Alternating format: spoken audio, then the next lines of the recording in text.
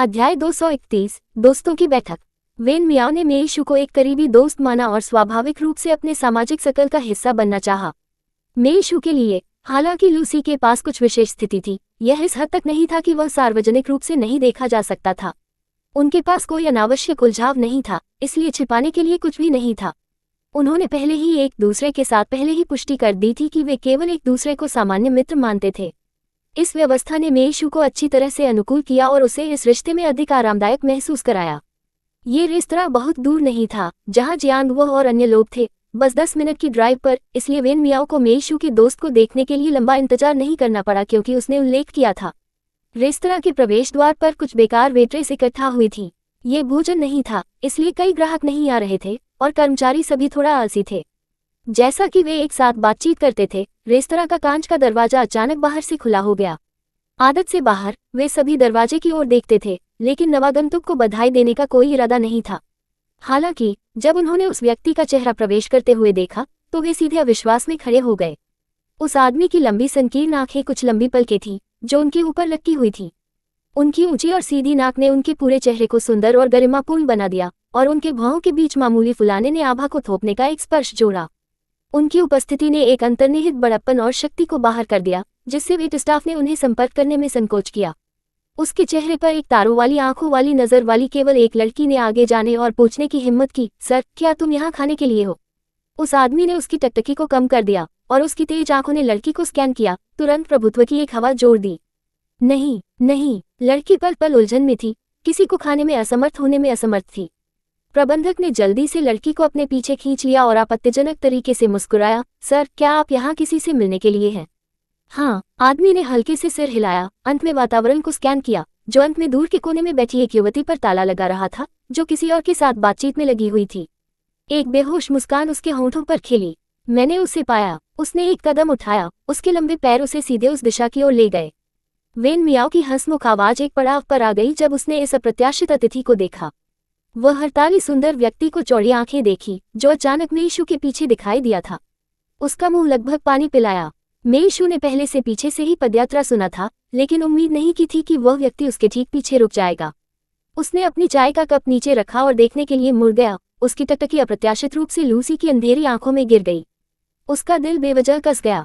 आप यहाँ हैं? हाँ, लूसी खड़ी रही, उसकी आंखें उस पर दृढ़ता से तय हुईं। मेईशु और वेन मियाओ की मेज पर बैठने से 4 लोग शामिल हो सकते हैं, लेकिन चूंकि मेईशु और वेन मियाओ दोनों बाहरी पक्षों पर बैठे थे, इसलिए लूसी को मेईशु से पूछना होगा कि अगर वह खिड़की से अंतरतम सीट पर बैठना चाहते हैं। जियांग उन्होंने एक अनुस्मारक के रूप में अपना गला साफ किया। मिस मेई, हम क्यों नहीं बैठते हैं और बात करते हैं? यहाँ खड़े होकर चेक करना बहुत अधिक ध्यान आकर्षित कर रहा है। जहाँ भी मास्टर सी गए, उन्होंने ध्यान आकर्षित किया। यदि वे जल्द ही नहीं बैठते हैं तो वे लोगों को चुपकी तस्वीरें लेने के साथ समाप्त हो सकते हैं, ये सोचकर कि वो सोशल मीडिया पर प्रचार करने के लिए एक प्रसिद्ध सेलिब्रिटी था। मेईशु को आखिरकार एहसास हुआ और जल्दबाजी में आंतरिक सीट पर चला गया। मुझे खेद है, मैंने एक पल के लिए जोन किया। कृपया, एक सीट है। वह शायद ही कभी खुद को बहुत अनुपस्थित दिमाग में पाती थी, लेकिन अभी वह मदद नहीं कर सकती थी। लेकिन लूसी की आंखों में टिमटिमाती भावनाओं से खींची गई थी और यह पता लगाना चाहती थी कि उन भावनाओं को क्या करना था। सौभाग्य से लूसी बिना किसी और टिप्पणी के उसके बगल में बैठ गया। स्थिति को देखकर वेन मियाओ ने भी मेईशु का अनुसरण किया और अंदर चले गई, जियांग के लिए जगह बनाई। एक सीट लेने के बाद वेन मियाओ की आंखें लूसी को बिल्कुल नहीं छोड़ सकती थी। उसे बर्फ के रूप में ठंडा दिखाई देते हुए उसने अपने साहस को इकट्ठा किया और एक बातचीत को मारा। आप एक अच्छे दोस्त हैं, जिसका उल्लेख मेईशु ने किया है, ठीक है? आपको मेईशु से बहुत अधिक उम्र होनी चाहिए, क्या आप नहीं हैं? जैसे ही वेन मियाओ ने बात की, लूसी का चेहरा अंधेरा हो गया। जियांग उन्होंने जल्दी से कहा, ठीक है, मास्टर सी भी युवा है। उसके और आप दोनों के बीच बहुत अधिक उम्र का अंतर नहीं है। जब आप 2 कॉलेज जाते हैं तो आपने इसे नोटिस भी नहीं किया है। उद्धरण चिन्ह। उनके शब्द चीजों को बदतर बना रहे थे। लूसी ने उसे एक नाराजगी से गोली मार दी। सफलतापूर्वक जियांग उसे चुप करा दिया। क्या उम्र का दोस्त होने से कोई लेना देना है? वेन मियाओ ने महसूस किया कि उसने कुछ अनुचित कहा था और जल्दी से अपना सिर हिला दिया।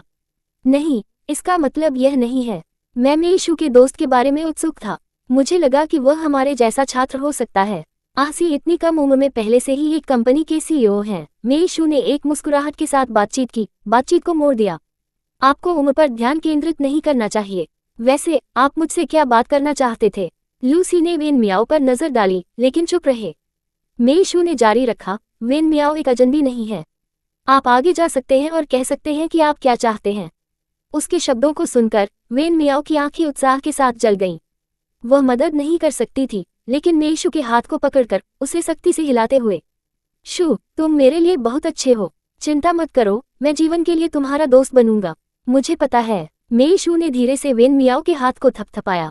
यह एक दिल दहला देने वाला दृश्य था, लेकिन दुर्भाग्य से पास की एक जोड़ी थी जो बहुत खुश नहीं थी। तुम्हारे साथ क्या गलत है? मेईशू ने बेवजह महसूस किया कि उसका दिल एक धड़कन छोड़ देता है। अध्याय 232, उसे नई आंखों से देखें। लूसी ने अपनी टकटकी लगा दी। ये कुछ भी नहीं है, चलो इस बिंदु पर पहुंचे। पुलिस ने पिछले कुछ दिनों में हुआन रूई और अन्य लोगों से पूछताछ की थी, लेकिन इन व्यक्तियों को कानून प्रवर्तन से निपटने में अनुभव किया गया था और उन्होंने कोई उपयोगी जानकारी नहीं दी थी। हालांकि उनके आवासों में एक महत्वपूर्ण राशि नकदी मिली थी और पुलिस वर्तमान में इस पैसे के स्रोत की जांच कर रही थी। क्लब छोड़ने के बाद लू मिंग अपने कार्यालय में वापस चला गया, लेकिन हुआन रूई के रिश्तेदार होने का दावा करने वाला कोई व्यक्ति अभी पुलिस स्टेशन पर आया है। वे हुआन रूई को देखना चाहते हैं और उसे पुलिस को कबूल करने के लिए राजी करते हैं। उद्धरण चिन्ह, लू मिंग वास्तव में चालाक है। वह नहीं दिखाता है और किसी और को इस मेलापानी में बलि का बकरा मानता है, मेईशू ने एक मुस्कुराहट के साथ कहा। चूंकि वह इतनी जल्दी अभिनय कर रहा है, इसलिए हम शायद कल तक परिणामों की उम्मीद कर सकते हैं। सही। लूसी ने अपनी पलकों को थोड़ा उठा लिया। कुंजी यह है कि आप अपनी प्रतिष्ठा को कैसे बहाल कर सकते हैं।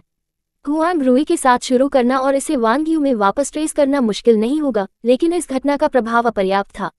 भले ही उसने साबित कर दिया था कि वीडियो नकली था, उस वीडियो के साथ कोई भी व्यक्ति अपने फोन पर संग्रहित था, जो अभी भी अनैच्छिक रूप से इसे वास्तविक मानता है। रात के शांत में जो जानता था कि उस वीडियो में महिला को देखते हुए उनके पास क्या गंदे विचार हो सकते हैं। लूसी उन लोगों के बारे में सोच नहीं सकता था जो उस वीडियो को रात में अकेले देख रहे थे और मेईशू के शरीर के बारे में कल्पना करते थे। वह अपने सभी इलेक्ट्रॉनिक उपकरणों को तोड़ना चाहता था। मेईशू ने उसे एक आश्वस्त करने वाला रूप दिया, उसके पास इस स्थिति के लिए एक योजना थी। टीचर से उसने जो तकनीक सीखी थी वह काम आएगी। दूसरी ओर वेन मियाओ हतप्रभ था और मदद नहीं कर सकता था, लेकिन उनकी बातचीत को बाधित करता था। आप किसके बारे में बात कर रहे हैं? हुआन रूई और लू मिंग। वे कौन हैं? हुआन रूई सिर्फ एक छोटा समय है और लू मिंग एक परिचित है, मेईशू ने एक शरारती मुस्कान के साथ जवाब दिया। लू मिंग भी ली जेन के चाचा हैं। ओह, लू मिंग तथाकथित जासूसी चाचा है जिसे ली जेन ने उल्लेख किया है। वेन मियाओ का गुस्सा यह उल्लेख करते हुए भड़क गया। उस तथाकथित चाचा के कारण ली जेन ने पूरी कक्षा के सामने जोर देकर कहा कि उस वीडियो में महिला आप थी। उन्होंने ये भी कहा कि उनके चाचा लिन सिटी में एक प्रसिद्ध जासूस ने वीडियो को सत्यापित किया था और यह गलत नहीं हो सकता है। घृणित, वेन मियाओ ने तिरस्कारपूर्वक कहा, तो जो आपने अभी कहा था उसके चाचा वास्तव में शामिल थे। एक को पता था कि ली जेन एक अच्छा लड़का नहीं था। विभिन्न लड़कियों के साथ बेवकूफ बनाना, उनके साथ छेड़खानी करना, हर जगह युवा लड़कियों को परेशान करने के लिए अपने कुछ सभ्य दिखने पर भरोसा करना। उन्होंने हमेशा खुद की तुलना अकादमिक जीनियस लू यान से की। मैंने उसे लंबे समय तक नापसंद किया है। उद्धरण चिन्ह, लूसी ने सहमति व्यक्त की। एक मुस्कान चमकती है लेकिन जल्दी से इसे दबाती है। क्या आप लू को इतनी आसानी से बंद करने की योजना बनाते हैं? क्या मेईशू, क्या आप उसे जाने दे रहे हैं? आपको क्यों करना चाहिए? उसने आपको बहुत नुकसान पहुंचाया है और हमें उसे भुगतान करना होगा। वेन मियाओ ने धर्मी गुस्से से भरे मेज पर अपना हाथ पटक दिया। मेईशू ने जल्दी से उसे आश्वस्त कर दिया, मैंने उसे छोड़ने नहीं दिया। इस तरह के एक बदमाश मेरी क्षमा के लायक नहीं है। मैं सिर्फ आज उससे एक पर्याप्त मुआवजा प्राप्त करने के लिए हुआ, इसलिए मैंने उदार होने और उसे कुछ और दिन स्वतंत्रता देने के बारे में सोचा। उद्धरण चिन्ह, आपका क्या मतलब है? क्या उसने आपको क्षतिपूर्ति की? उसने आपको कितना दिया? वेन मियाओ चिंतित थे कि मेईशू के नुकसान के लिए राशि बहुत कम हो सकती है। उसके विचार में एक लड़की की मासूमियत किसी भी राशि से अधिक मूल्यवान थी। लेकिन चूंकि यह घटना पहले ही हो चुकी थी, वित्तीय मुआवजा कुछ भी नहीं से बेहतर था। हालांकि वह कल्पना नहीं कर सकती थी कि मेईशू को लू मिंग से इतना पैसा मिलेगा। 5 लाख, 5 लाख, वेन मियाओ ने सदमे में कहा, तुरंत अपने आसपास के लोगों का ध्यान आकर्षित किया। उसने जल्दी से अपना मुंह ढक दिया और जब अन्य लोग अपने भोजन पर लौट आए तो वह फुसफुसाया, इतना? फिर क्या आप सिर्फ एक लापरवाह जीवन नहीं जीते हैं और अब काम नहीं करना है? हालांकि यह पैसा मेरे लिए है, एक इसे अपने लिए उपयोग करने की योजना नहीं है। मेईशू ने उसे नहीं बताया कि पैसा वास्तव में जबरन वसूली के माध्यम से प्राप्त किया गया था। ये लड़की आसानी से चौंका और उछल गई थी और मेईशू को डर था कि वह अनजाने में सच्चाई से बाहर निकल सकती है। वह अनावश्यक ध्यान आकर्षित नहीं करना चाहती थी। वेन मियाओ हैरान था और पूछा, फिर आप इसे किसके लिए उपयोग करना चाहते हैं? मैंने कुछ शोध किए हैं। एक अच्छी तरह से जुड़े परिवार में शादी करने के बाद से लू मिंग ने कई प्रमुख व्यक्तियों के साथ संबंध बनाया है। वर्षों से एक जासूस के रूप में प्रस्तुत करते हुए उन्होंने कई अन्यायपूर्ण चीजें की हैं। मैं इस पैसे का उपयोग उन लोगों के लिए मुआवजे के रूप में करना चाहता हूं जिन्हें उसके द्वारा नुकसान हुआ है।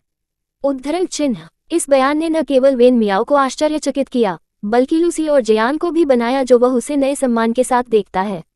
उन्होंने कभी नहीं सोचा था कि उसके पास इस तरह के एक व्यापक दृष्टिकोण होंगे।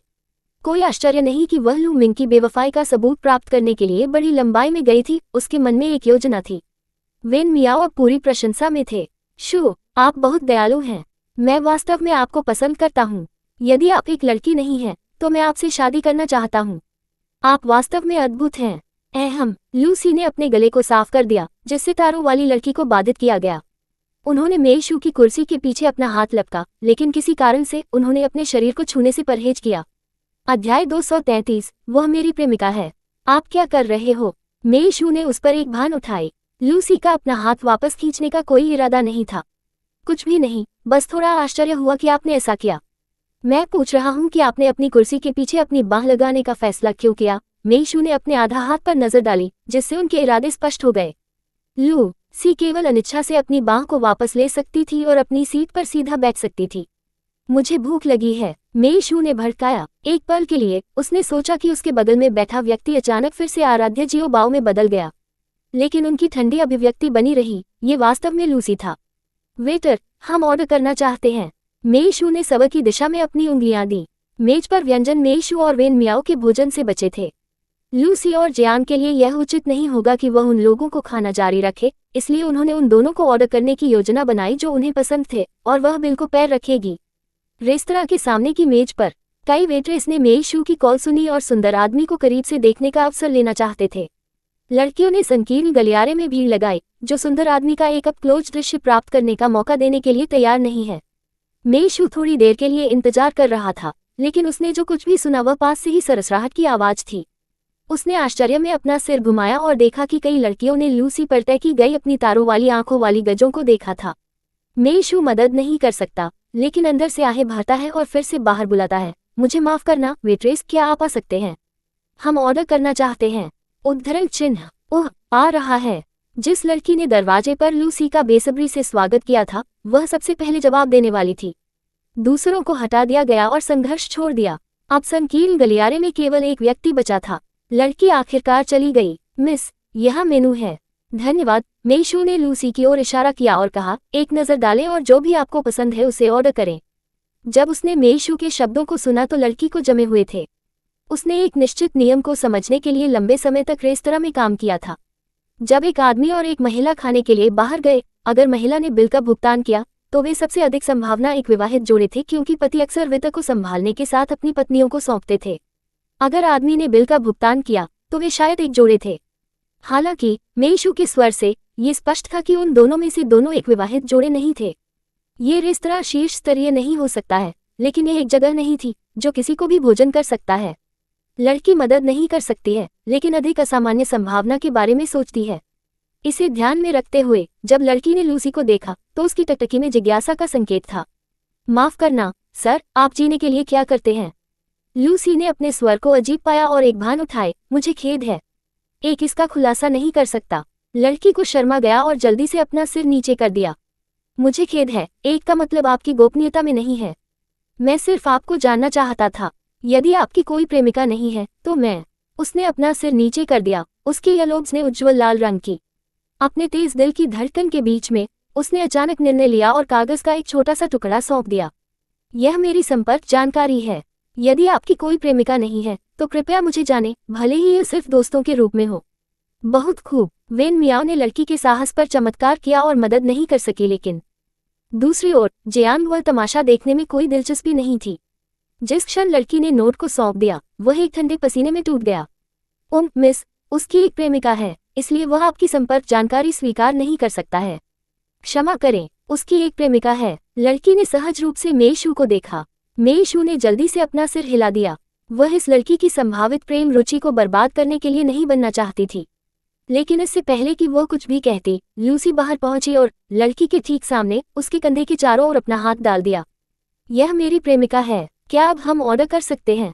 लड़की को इतना शर्मिंदा लगा कि वह चाहती है कि वह रेंगने के लिए एक छेद पा सके। उसने कभी भी मेईशू और लूसी को उस तरह के रिश्ते में होने की उम्मीद नहीं की थी। मेईशू के लहजे के आधार पर जब उसने लूसी से पहले बात की थी तो उसने माना था कि लूसी सिर्फ एक युवा व्यक्ति थी जिसे एक अमीर महिला द्वारा आर्थिक रूप से समर्थित किया जा रहा था।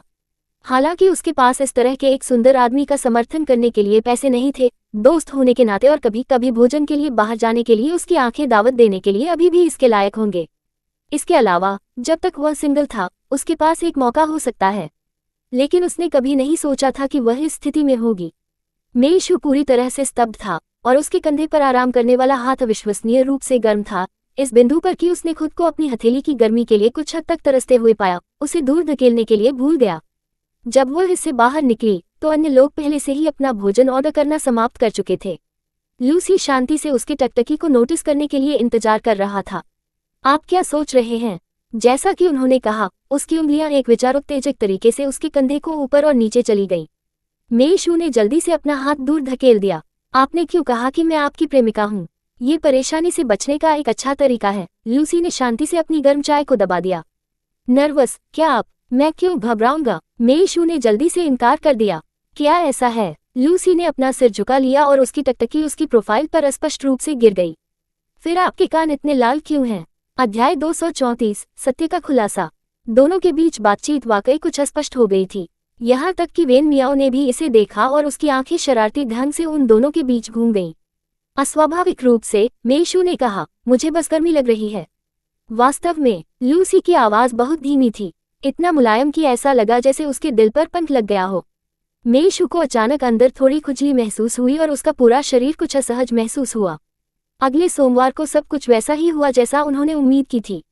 हुआन रूई ने तथाकथित रिश्तेदारों से मिलने के बाद जल्दी से एक नया पत्ता बदलने का फैसला किया और तुरंत कबूल कर लिया कि सब कुछ वांग यू द्वारा आयोजित किया गया था। उन्होंने पुलिस को हर विवरण प्रदान किया, जिसमें उनके व्यवहार के तरीके, स्थान और वे कैसे संचार करते थे। जहां तक जाली वीडियो का सवाल है, उन्होंने दावा किया कि इसे दूसरों की मदद के बिना उन्होंने खुद बनाया है। इस स्तर पर मामले के साथ, हालांकि अभी भी कुछ संदेह थे, कैप्टन वांग पहले से ही गिरफ्तारियां शुरू कर सकते थे। उस समय वांग यू और मेईयू दोनों घर पर थे। उस दिन मेईशू से लगी चोटों के कारण वांग यू ने अभी भी एक आंख का मुखौटा पहना हुआ था और पास आए बिना भी उससे एक तीखी औषधीय गंध आ रही थी। मेईयू उसके लगातार रोने से चिढ़ गया था और सचिव की जांच में प्रगति की कमी के कारण उसका मूड खराब हो गया था। हनी, भले ही किसी ने मेईशू को अच्छी तरह से पैक नहीं किया हो, आपको मेरे प्रति उदासीन भाव रखने की जरूरत नहीं है ना? आखिरकार मैं तुम्हारी पत्नी हूँ। क्या आप हमारे पिछले वैवाहिक स्नेह के बारे में नहीं सोचते? वांग यू ने अपने आंसू पोंछते हुए शिकायत की। वह जानती थी कि वह ये बातें कहना जारी रख सकती है क्योंकि उसे यकीन था कि मेईयू के पास कोई सबूत नहीं है। मेईयू ने चिढ़कर अपने होंठ तोड़ दिए। तुम क्यों रो रहे हो? क्या मेईशू ने आपके साथ अन्याय किया है? ऐसा इसलिए है क्योंकि आप उसका पक्ष ले रहे हैं। यदि आपने इन बच्चों और मेईयू के साथ वैसा ही व्यवहार किया जैसा आप मेईशू के साथ करते हैं, तो क्या मेईशू आपके साथ इस तरह से व्यवहार करेगी? मैं उसके लिए और क्या कर सकता हूँ? क्या आप जानते हैं कि सौतेली माँ बनना कितना कठिन है? यदि आप बहुत सख्त हैं, तो अन्य लोग कहेंगे कि आप एक दुष्ट सौतेली माँ हैं। यदि आप पर्याप्त सख्त नहीं हैं, तो वे कहेंगे कि मैंने सौतेली माँ के रूप में अपनी जिम्मेदारियां पूरी नहीं की। मैं दोनों तरफ से शापित हूँ, तो मुझे क्या करना चाहिए? आप मुझसे क्या करवाना चाहते हैं? वांग यू ने रोते हुए उससे शिकायत की। जब से मेईशू वापस आए हैं, मैंने उसके लिए वह सब कुछ खरीद लिया है जो वह चाहती थी। घर के कुछ लड़कों को अपनी इच्छानुसार काम करने की आज़ादी है और मैं हर चीज़ का ख्याल रखता हूँ। क्या किसी ने भी अच्छा नहीं किया है? वांग यू ने बढ़ती शिकायतों के साथ बात की और वह खुद को समझाती भी दिखी। ऐसा प्रतीत हुआ जैसे उसने खुद को एक सौतेली माँ के रूप में चित्रित किया था जिसने अपनी दुष्ट सौतेली बेटी द्वारा लगातार दुर्व्यवहार सहा था। हालांकि ये सच्चाई से बहुत दूर था। मेईयू को वास्तविकता की गहरी जानकारी थी, लेकिन उसे कोई सबूत नहीं मिला। ठीक उसी समय दरवाजे की घंटी बजी और जल्द ही बटलर झाओ के दरवाजा खोलने की आवाज सुनी जा सकती थी। तुम यहाँ क्यों आए हो? किसे ढूंढ रहे हो? अरे, आप अंदर नहीं आ सकते। कदमों की अराजक श्रृंखला कमरे में दाखिल हुई। मेईयू सहजता से उठ खड़ी हुई और उसने देखा कि पुलिस अधिकारियों का एक समूह बेशर्मी से उनके घर में घुस आया है। अधिकारी, ये किस बारे में है? जैसे ही उसने अपने पीछे सोफे पर बैठी महिला पर अर्थपूर्ण नजर डाली, उसकी बातें आधी रह गईं। पुलिस को देखकर वांग यू पहले से ही बेकाबू होकर कांपने लगा था। उसके होंठ बैंगनी हो गए और उसने कहा, तुम अंदर क्यों आए हो? तुम्हें मेरे घर में प्रवेश करने की अनुमति किसने दी? यह मेरा घर है, कृपया चले जाओ। आप वांग यू हैं, ठीक है? कैप्टन वांग ने व्यंग्यपूर्वक कहा। सुश्री वांग, हमें संदेह है कि आप बलात्कार के मामले से संबंधित हैं। कृपया हमारे साथ आइए। जैसे ही उन्होंने बोलना समाप्त किया, मेयू की मुट्ठी वांग यू के चेहरे पर आ चुकी थी। कुतिया, मैंने सोचा था कि तुमने एक नकली वीडियो बनाया है, लेकिन मैंने कभी नहीं सोचा था कि तुम लोग वास्तव में जाकर मेरी बेटी का बलात्कार करोगे। तुम इतने दुष्ट कैसे हो सकते हो? वांग यू के चेहरे पर लगे घाव पर उसकी मुंह से वार किया गया था और वह फर्श पर दर्द से चिल्ला रही थी। पुलिस, मेरा पति मुझे मार रहा है, उसे जल्दी से गिरफ्तार करो। वह मुझे मारना चाहता है। मिस मुझे मारना चाहते हैं। श्री मेई, कृपया शांत हो जाए। कैप्टन वांग ने मेयू की कलाई पकड़ ली। सुश्री वांग के अपराधों का निर्धारण अदालत द्वारा किया जाएगा। कृपया हमें पहले उसे ले जाने की अनुमति दें। मैं नहीं जा रहा हूँ। मैं कहीं नहीं जा रहा हूँ। कौन सा बलात्कार का मामला? मुझे कुछ नहीं पता। आप लोगों को यूं ही गिरफ्तार नहीं कर सकते। मैं एक वकील ढूंढने जा रहा हूँ और मैं आप पर मुकदमा करने जा रहा हूँ। मैं एक वकील ढूंढने जा रहा हूँ। वांग यू ने पुलिस की गिरफ्तारी का निरर्थक विरोध किया और अंततः उसे हथकड़ी लगा दी गई। उसके नखरे प्रथम श्रेणी के थे और 2 पुलिस अधिकारी उसे वश में करने की कोशिश करते समय लगभग नियंत्रण खो चुके थे। मेयू ने उसका पश्चातापहीन चेहरा देखकर अपने दांत पीस लिए और कहा, अरे दुष्ट औरत, मैं तुम्हें जाने नहीं दूंगा। जैसे ही मेयू उस पर चिल्लाए, वांग यू एक स्पष्ट संकेत के रूप में अचानक शांत हो गई।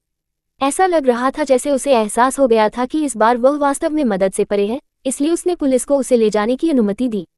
मेयू ने यार्ड से बाहर उनका पीछा किया। अधिकारियों, मेरी बेटी से जुड़ा वीडियो। वह लगातार इसके बारे में सोच रहा था, इसलिए अंततः उसे एक निश्चित उत्तर मांगना पड़ा। सौभाग्य से कैप्टन वांग की प्रतिक्रिया ने उन्हें निराश नहीं किया।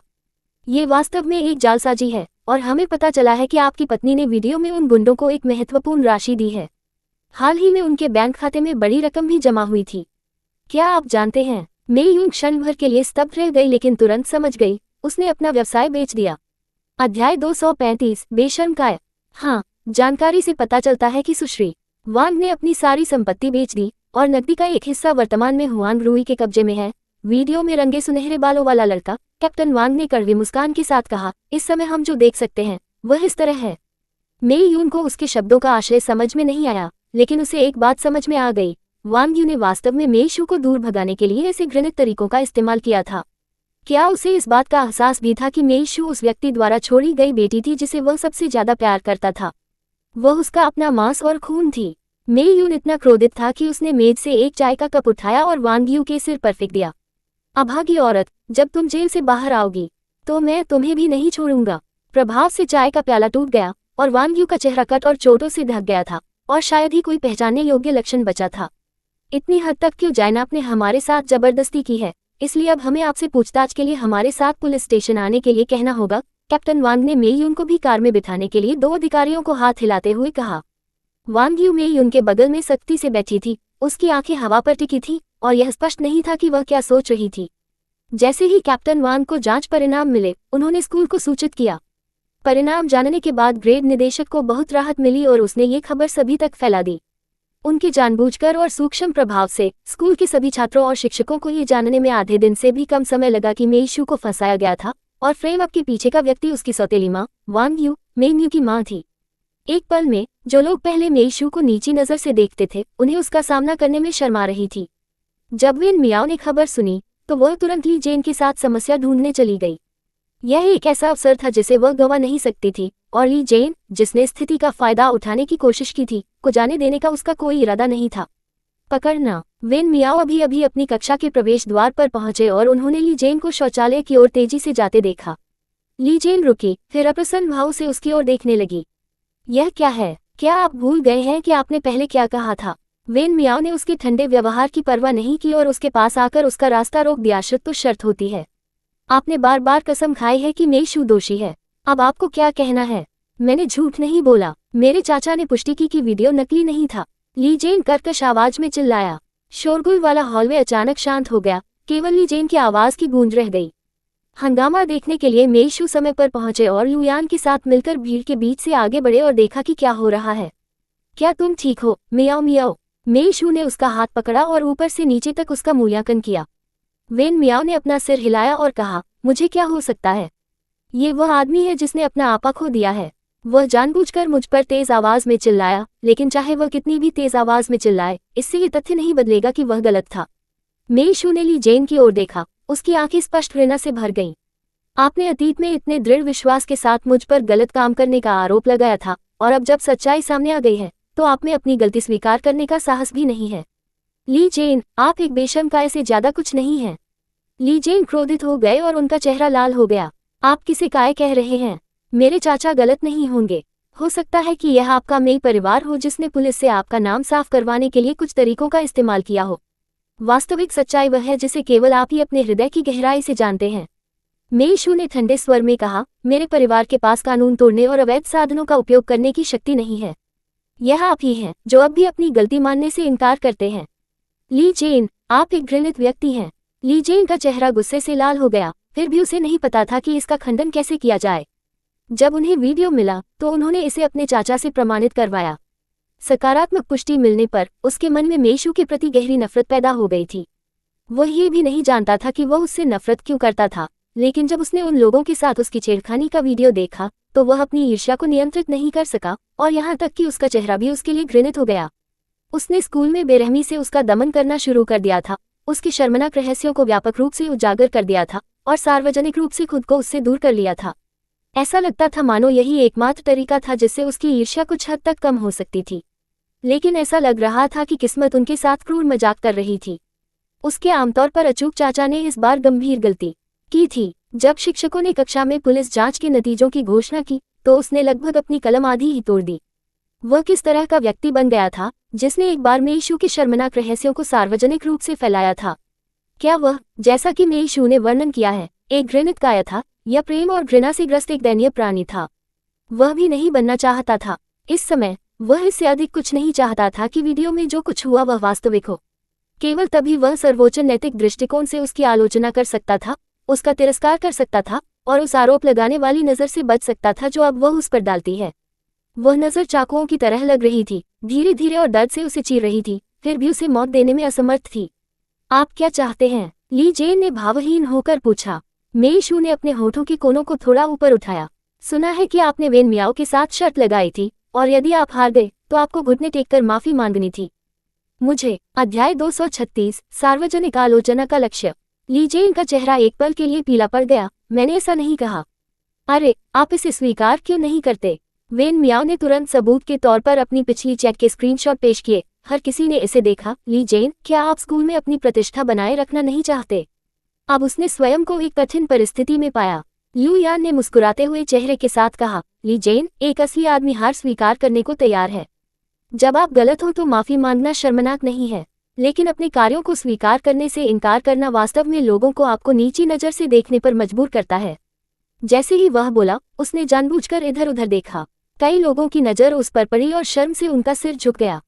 ये सभी लोग वे थे जो पहले मेई शू को बदनाम करने और जुए के खेल में भाग लेने के लिए चिल्लाने में ली जेन के साथ शामिल हुए थे। अब उन्हें गहरा अपराधबोध महसूस हुआ और वे चुपचाप भाग जाना चाहते थे, लेकिन ऐसा लग रहा था कि वे अपनी जगह पर जमे हुए थे और दर्शकों की निगरानी में एक इंच भी आगे बढ़ने में असमर्थ थे। दालान में गतिरोध कुछ देर तक बना रहा जब तक कि एक नाजुक दिखने वाली लड़की ने सबसे पहले अपना हाथ उठाया और आगे नहीं बढ़ी। उसने कहा, मेई शू, मुझे लगा कि आपका वीडियो शर्मनाक था और इससे मेरी प्रतिष्ठा भी खराब हुई, इसलिए मैंने ग्रुप चैट में आपके बारे में बुरा कहा। मैं अब माफी मांगती हूँ।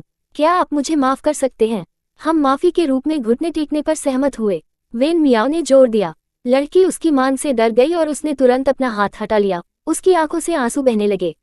कृपया इस तरह मत बनो, मेई शू ने हस्तक्षेप किया और वेन मियाओ को रोकने के लिए अपना हाथ उठाया। उसने लड़की की ओर प्यार से देखा और कहा, हम दोनों लड़कियां हैं और मैं उस समय आपके गुस्से को समझ सकता हूँ। तो मैं आपकी माफी स्वीकार करता हूँ, लेकिन मैं ये भी आशा करता हूँ कि आप भविष्य में शांत रह सकेंगे और स्थिति को समझे बिना दूसरों पर हमला नहीं करेंगे। यदि कमजोर मानसिक शक्ति वाले किसी व्यक्ति को उस तरह की बदनामी का शिकार होना पड़ा जिसमें आप और आपके दोस्त शामिल थे, तो वे इसे संभालने में सक्षम नहीं हो सकते थे और खुद को नुकसान पहुंचा सकते थे या इससे भी बदतर स्थिति में पहुंच सकते थे। लड़की को स्थिति की गंभीरता का एहसास नहीं था, लेकिन वह जानती थी कि मेई शू ने जो कहा वह सच था। उसने तुरंत उसे आश्वस्त किया, मैं भविष्य में किसी के लिए आहत करने वाले शब्दों का प्रयोग नहीं करूंगी। मैं वादा करती हूँ। अच्छा, मुझे तुम पर विश्वास है। मेईशू ने उसे देखकर मुस्कुराया। मेई के नेतृत्व करने के साथ कई अन्य लड़कियों ने ईमानदारी से मेईशू से माफी मांगी और सांत्वना भरे शब्दों की पेशकश की और उसे सलाह दी कि वह अपनी सौतेली मां की स्थिति को बहुत अधिक परेशान न करे। मेईशू ने एक एक करके उनकी माफी स्वीकार कर ली। दूसरी ओर लड़के अभी भी अपने गौरव से संघर्ष कर रहे थे और अपनी पिछली गलतियों को स्वीकार करने को तैयार नहीं थे।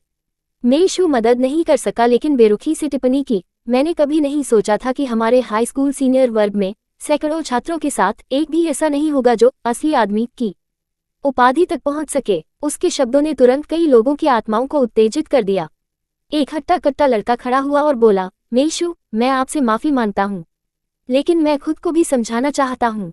ईमानदारी से कहूँ तो मैंने वो वीडियो कभी देखा भी नहीं। मैंने केवल कुछ दोस्तों से इसके बारे में सुना। अभी शिक्षक की पुष्टि तक मुझे इस पर विश्वास नहीं हुआ, लेकिन आपको व्यक्तिगत रूप से देखकर मुझे विश्वास है कि आप निर्दोष हैं। मैं आपके बारे में पहले कही गई बुरी बातों के लिए क्षमा चाहता हूँ।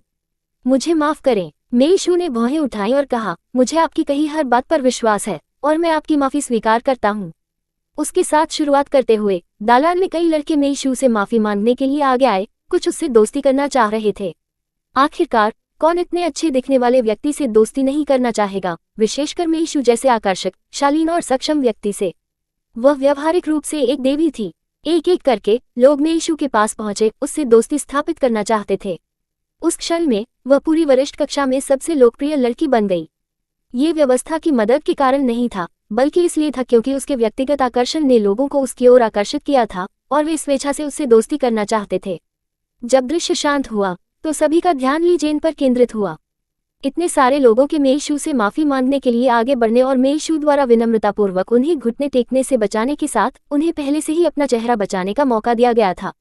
यदि ली जेन ने फिर भी माफी मांगने से इनकार कर दिया तो यह उनके चरित्र के साथ महत्वपूर्ण मुद्दों को प्रदर्शित करेगा। उस वक्त सभी की निगाहें उन्हीं पर थीं। ली जेन का चेहरा बैंगनी हो गया, उसकी आंखें उभरी हुई थीं और वह गुस्से से बेहोश होने की कगार पर था। आरोप लगाने वाली निगाहों का सामना करने में असमर्थ होने के कारण अंततः वह भीड़ को चीरते हुए शौचालय की ओर भागा और कक्षा की घंटी बजने तक एक कक्ष में छुप गया।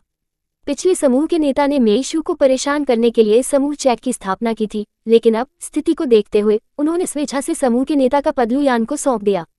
मेईशू को बाद में ग्रेड स्तरीय समूह चैट में आमंत्रित किया गया और लुयान द्वारा प्रशासक बनाया गया।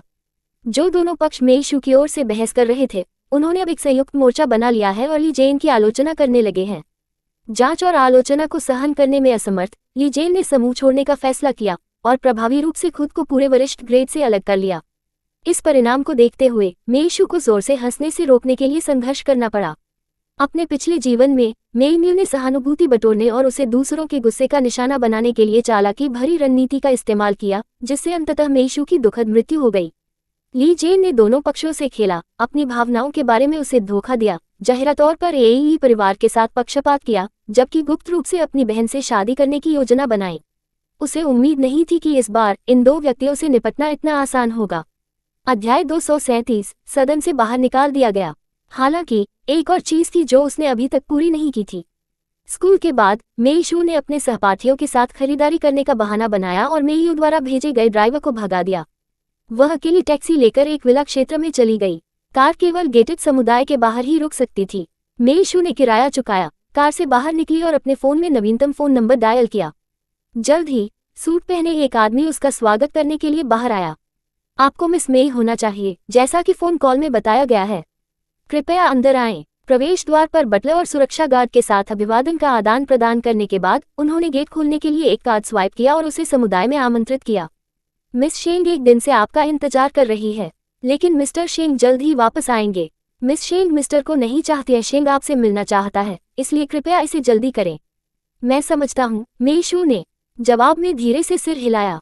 इससे पहले कि वे शेंग परिवार के विला में पहुंचते, उन्हें आंगन से एक आदमी की रोने की आवाज सुनाई दी। नियानियन, तुम मुझे दूर नहीं भगा सकते। मैं तुम्हारे साथ तलाक नहीं चाहता। हमारी शादी को इतने साल हो गए हैं। क्या मैं आपके लिए काफी अच्छा नहीं रहा? मैंने केवल एक सामान्य गलती की जो कोई भी व्यक्ति करेगा। कृपया इस बार मुझे माफ कर दीजिए। मैं वादा करता हूँ कि मैं दोबारा दूसरी महिलाओं की तलाश नहीं करूंगा। अब से 1-11 केवल आपके पास है। क्या ये ठीक है? बाहर में जाओ। महिला की आवाज तेज थी और उसमें घृणा और अधिकार का भाव था। हालांकि मेईशू उसे व्यक्तिगत रूप से नहीं देख सकती थी, लेकिन उसकी आवाज से वह बता सकती थी कि महिला गुस्से के कारण पागल होने की कगार पर थी। वह आदमी हठपूर्वक चिल्लाता रहा, न्यान, क्या हमने एक साथ बूढ़े होने का वादा नहीं किया था? क्या तुम सच में अपना वादा तोड़ने जा रहे हो? क्या आप भूल गए हैं कि जब हम पहली बार एक साथ मिले थे तो ये हमारे लिए कितना कठिन था? आप इतनी आसानी से तलाक के बारे में कैसे बात कर सकते हैं? महिला की आवाज ठंडी हो गई, तुम ही हो जो अब ये घर नहीं चाहते। अब जब भी मैं तुम्हें देखती हूँ मुझे घृणा महसूस होती है। फिर उस आदमी की दबी दबी कराह सुनाई दी, जिसके बाद महिला की डांट सुनाई दी, चूंकि तुम्हें ये बकवास के टुकड़े बाहर बहुत आकर्षक लगते हैं, इसलिए तुम उनके साथ हमेशा के लिए रह सकते हो। याद रखना, अगली बार जब मैं तुम्हें देखूं तो 11 किसी ने तुम्हें पीटा होगा और तुम्हें बाहर फेंक दिया होगा। तुम्हें दोबारा मेरे घर में कदम रखने की इजाजत नहीं है। न्यान, तुम मुझे नहीं छोड़ सकते। कोई भी तुम्हें एक बार से अधिक प्यार नहीं करता। वह आदमी चिल्लाता रहा, लेकिन 2 सुरक्षा गार्डों ने उसे शारीरिक रूप से परिसर से बाहर निकाल दिया। इस बार मेईशू ने आखिरकार उस आदमी का असली चेहरा देख लिया। क्या ये लिन शहर का प्रसिद्ध जासूस लू मिंग नहीं था, जिसने कल ही एक महिला के साथ होटल का कमरा बुक किया था? इस तरह बाहर निकाल दिए जाने पर लू मिंग को अचानक अपमानित महसूस हुआ। वह अब नम्रता से भीख नहीं मांग रहा था। उसने दहाड़ते हुए कहा, शेंग न्यान, मैं तुम्हें चेतावनी देता हूँ। हम कानूनी रूप से विवाहित जोड़े हैं। भले ही हम तलाक ले लें, आपके परिवार की संपत्ति आधी आधी बांटनी होगी और आप मुझे एक पैसा दिए बिना मुझे छोड़ नहीं सकते। मैं ऐसा व्यक्ति नहीं हूँ जिसके साथ तुच्छ व्यवहार किया जाए। ओह, तुम्हें देखो, अपने गलत काम के बाद भी तुम कितने अहंकारी हो। आपकी मोटी चमड़ी वास्तव में कुछ है। मेईशू ने उसके बगल में खड़े होकर व्यंग्य किया। तभी लूमिंग को एहसास हुआ कि उसके पीछे कोई है। वह घबरा कर पीछे मुड़ा, लेकिन जब उसने देखा कि बोलने वाला व्यक्ति मेईशू है तो उसका डर नफरत में बदल गया। यह आप हैं। मैंने आपको पहले ही पैसे दे दिए हैं और फिर भी आपने जानबूझकर मेरी पत्नी को वीडियो भेजा है। तुमने जानबूझकर मुझे बेघर कर दिया। मैं तुम्हें कभी जाने नहीं दूंगा। यह क्या है? आपने अपने परिवार के मुद्दों को भी हल नहीं किया है और आप पहले से ही दूसरों को काटने के लिए दौड़ रहे हैं। सिर्फ इसलिए कि अब आपके पास कोई मालिक नहीं है, इसका मतलब यह नहीं है कि आप कुत्ते नहीं हैं। मेईशू ने उपहास किया। जासूस लू, एक शादी में गलती करने वाले को बिना कुछ किए छोड़ देना चाहिए। क्या तुम कानून को नहीं समझते हो? और मेरे पास अभी भी तुम्हारी बेवफाई का सबूत है। मेईशू, मैं तुम्हें मार डालूंगा। लू मिंग की आंखें गुस्से से लाल हो गईं और वह अपनी पूरी ताकत से उस पर झपटा। मेईशू ने प्रभावित हुए बिना अपने कंधे उचकाए। उसका कोई कार्रवाई करने का इरादा नहीं था, कोई स्वाभाविक रूप से उसके लिए इसे संभालेगा। जैसा कि अपेक्षित था, उस समय जब लू मिंग उसके कंधे से टकराने वाला था, बटलर ने अचानक उसका हाथ पकड़ लिया। श्री लू, मिस मेईशू मिस शेंग की मेहमान हैं। कृपया हमारे मेहमान पर हाथ उठाने से बचें। बटलर ने लू मिंग को नीचे गिराने में संकोच नहीं किया, फिर झुर्रियों को हटाने के लिए अपने कपड़ों को थपथपाया। एक गरिमा में भाव के साथ उन्होंने मेईशू को कृपया अंदर आने का इशारा किया। मेईशू ने इत्मीनान से जमीन पर पड़े उस आदमी की ओर देखा, जिसका चेहरा गुस्से से विकृत हो गया था, फिर जानबूझकर मुस्कुराया। उसकी उग्र दृष्टि में वह धीरे धीरे आंगन में चली गई। हालांकि लिन शहर में शेंग परिवार की स्थिति लू परिवार जितनी ऊंची नहीं थी, फिर भी यह मेई परिवार की तुलना में बहुत ऊंची थी। इसलिए शेंग परिवार की सबसे बड़ी बेटी शेंग न्यान का बाहर आकर उनका स्वागत करने का कोई इरादा नहीं था। मेईशू को इस बात से कोई आपत्ति नहीं थी और वह बटलर के पीछे पीछे विला के विशाल और उज्ज्वल लिविंग रूम में चली गई। शेंग न्यान कमरे के शीर्ष पर बैठी थी, चाय की चुस्कियां ले रही थी, जैसे कि वह नहीं थी जो कुछ क्षण पहले कोस रही थी। कृपया बैठिए मिस मेईशू। मेईशू ने आज्ञाकारी ढंग से कमरे के निचले छोर पर एक सीट ली, तब तक इंतजार किया जब तक कि नौकर ने उससे चाय का गर्म कप नहीं परोसा, फिर शांति से बोला, मिस शेंग के पास रिश्तों को संभालने के लिए एक निर्णायक दृष्टिकोण है और मैं इसकी प्रशंसा करता हूँ। शेंग न्यान मुस्कुराए और अपना चाय का कप नीचे रख दिया। मुझे सच्चाई बताने के लिए धन्यवाद, लेकिन क्या तुम्हें डर नहीं लगता कि मैं तुमसे नफरत करूंगा?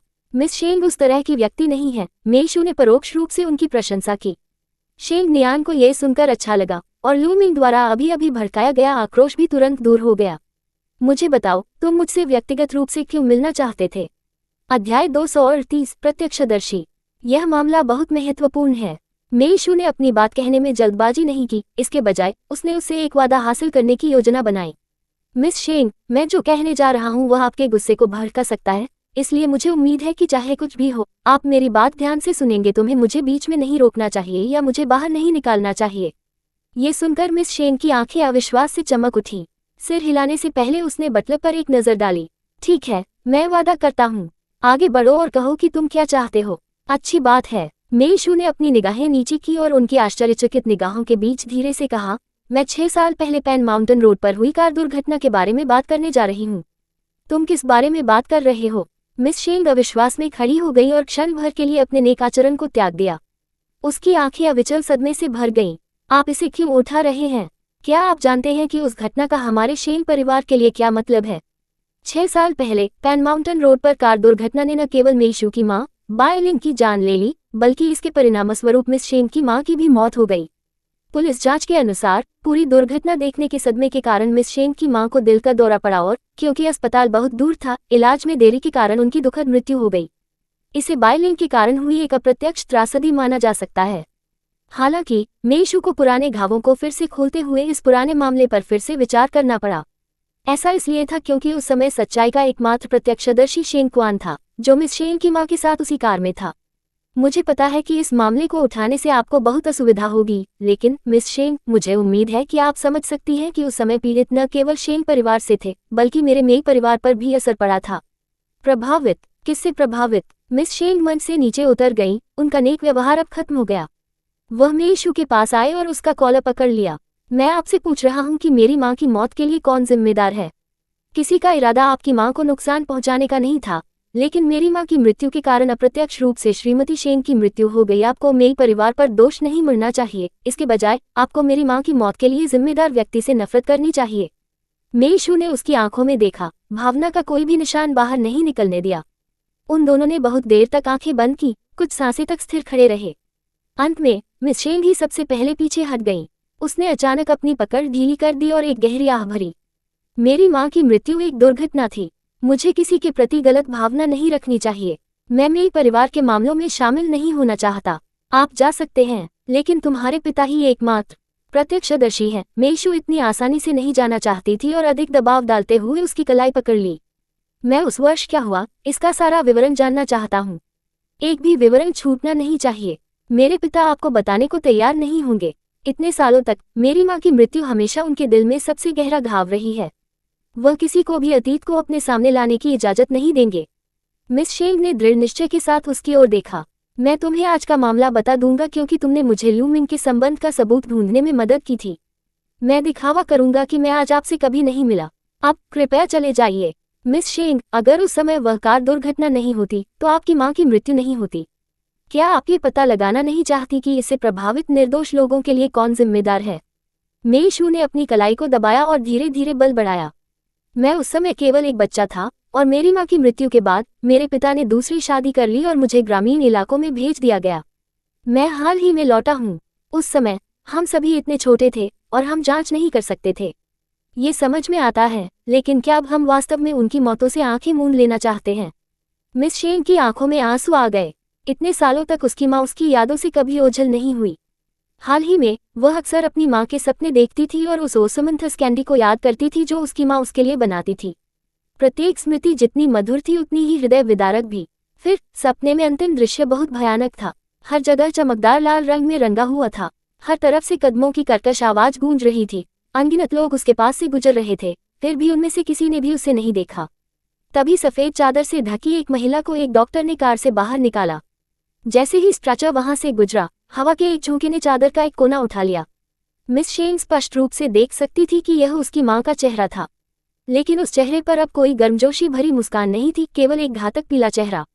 छोड़ो, मेरे पिता जल्द ही वापस आएंगे और वह मेरे परिवार से किसी को भी नहीं देखना चाहते हैं। अगर वह तुम्हें देखते हैं तो ये तुम्हारे लिए अच्छा नहीं होगा। मिस शेंग ने अपने आंसू पोंछते हुए अपनी पीठ घुमाई और मेईशू को दूर भगाना शुरू कर दिया। मेईशू ने असमंजस में अपनी भौहें सिकोड़ लीं। क्या आप सचमुच सच्चाई की तलाश नहीं करना चाहते और अपनी मां को न्याय दिलाना नहीं चाहते? मैंने तुमसे कहा था, मेरी मां की मृत्यु एक अप्रत्याशित दिल का दौरा थी। इसमें किसी की गलती नहीं है।